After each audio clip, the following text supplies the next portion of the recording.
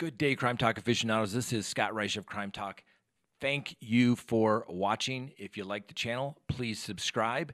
If you like the video, hit the like button, leave a comment, and if you want to be notified of future videos or when we go live, hit that little bell in the corner.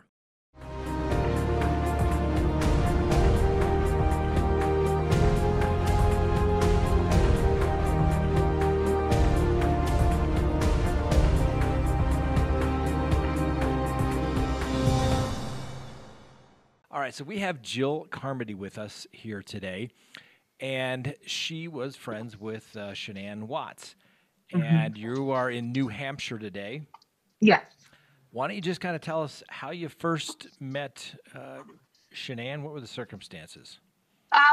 In January of 2010, my father passed away, and he had lupus, and he used to be part of a message board called Lupus Warriors. And I went on there and wrote a message to all of his other friends on that board, letting them know that he had passed away. And right away, I received a message from Shanann saying that she spoke with my dad often, and she was so sorry for my loss, that she also has lupus. And we kind of just hit it off from there. We have stayed friends since. Okay. How often would you keep in touch with her? Weekly. Okay. Was it in person, over the phone, email? I only saw her one time in person in May of 2011.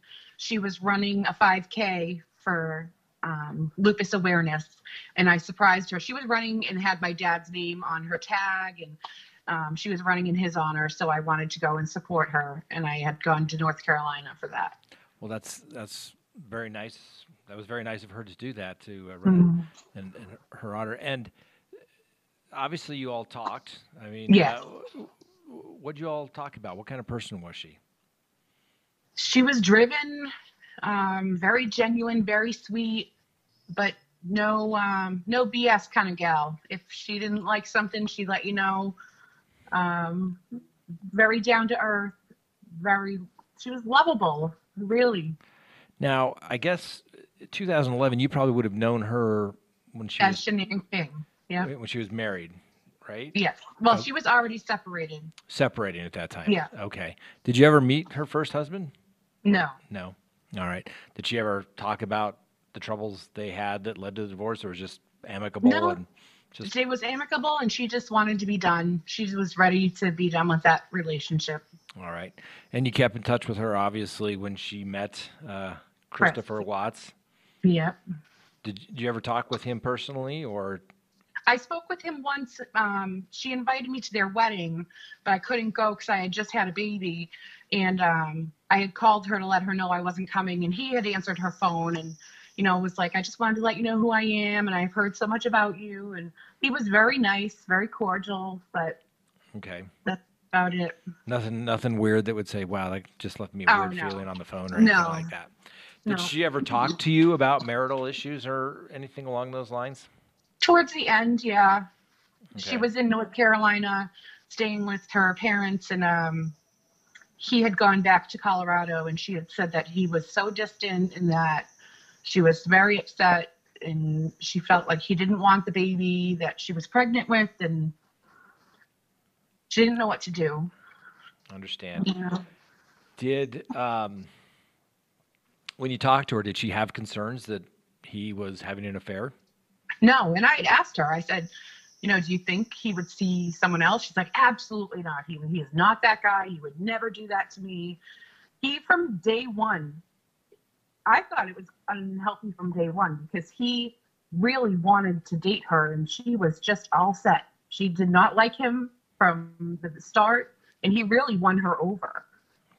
What did she not like about him at first? She didn't want to date him. She just, I don't know. She just wasn't attracted to him, I guess. Okay. I mean, if you go back and look at him in 2011 and 12, he does not look like the Chris that you see today. Heavier and things of that nature. Yeah.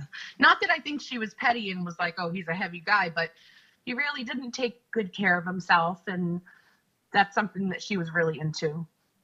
Okay. Did she ever talk to you about Thrive? Yes.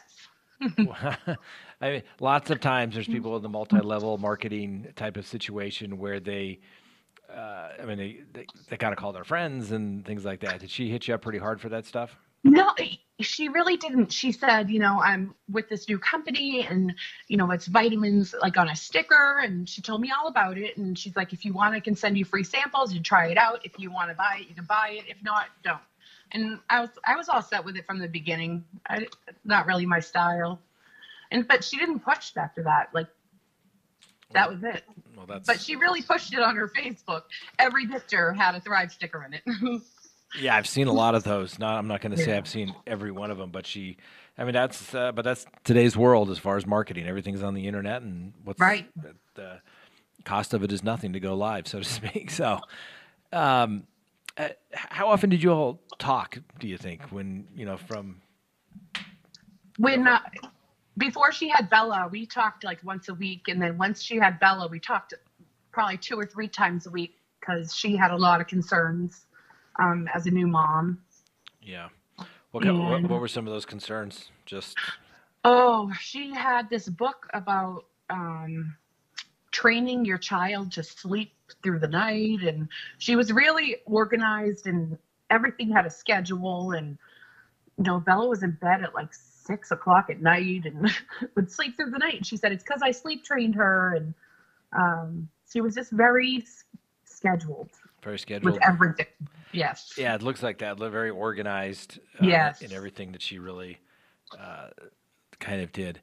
Now, you said you met her through a lupus board support group, that kind of stuff. Mm-hmm.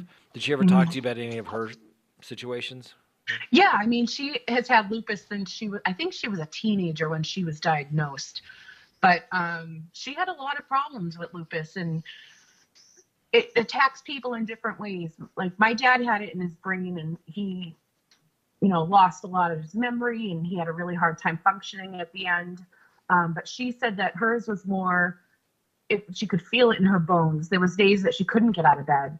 And she wasn't real regimented about taking her meds when she was supposed to.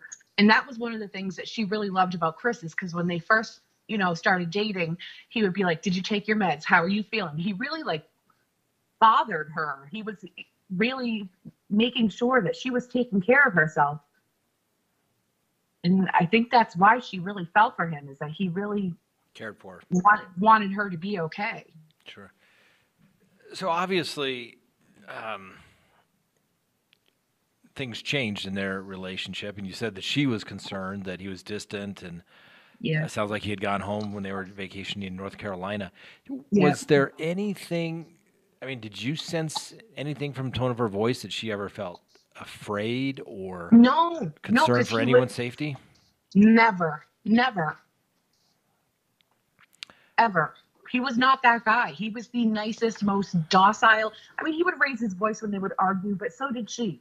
But their arguments were few and far between, and it was mostly about money and how they were going to, come back from their little downfall.